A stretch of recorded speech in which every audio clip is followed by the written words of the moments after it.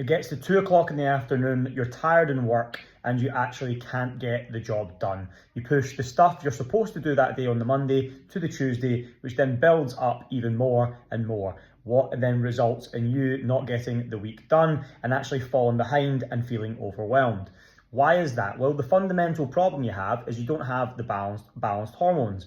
When you have balanced hormones, you're going to be far more efficient. And for most people here, they are probably quite sufficient with their job and actually good at it, but you're not able to back that knowledge with the actual work that you need to do and the concentration levels, which again, as I mentioned, will be your hormones. So how do you fix that? Well, balancing your hormones is going to be a few things: nutrition, training, and lifestyle. Once you actually understand that's your nutrition, training, and lifestyle, then what do?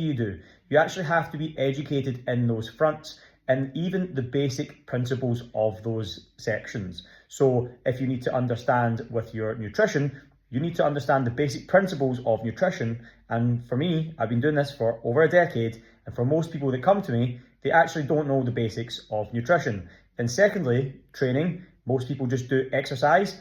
So for example, they'll just go to the gym or they'll just go to a random class, and then they end up in a situation where they don't actually feel good and they don't make any progress with their training or have any measurable results. And then when it comes to lifestyle, people end up going out and they actually follow structure, maybe a little bit of the basic knowledge they have with nutrition on a Monday and Thursday, and then when it gets to Friday, Saturday and Sunday, what happens? They end up in a situation in where they actually give up and follow Friday, Saturday, Sunday as healthy meals. And then what will result in you not actually getting results, which then you then have a struggle with motivation and you actually can't ever build some sort of consistency. I'm sure some people can relate to that. So the basic principles here are education on nutrition, training, and lifestyle will be for the most people when you are struggling to get results.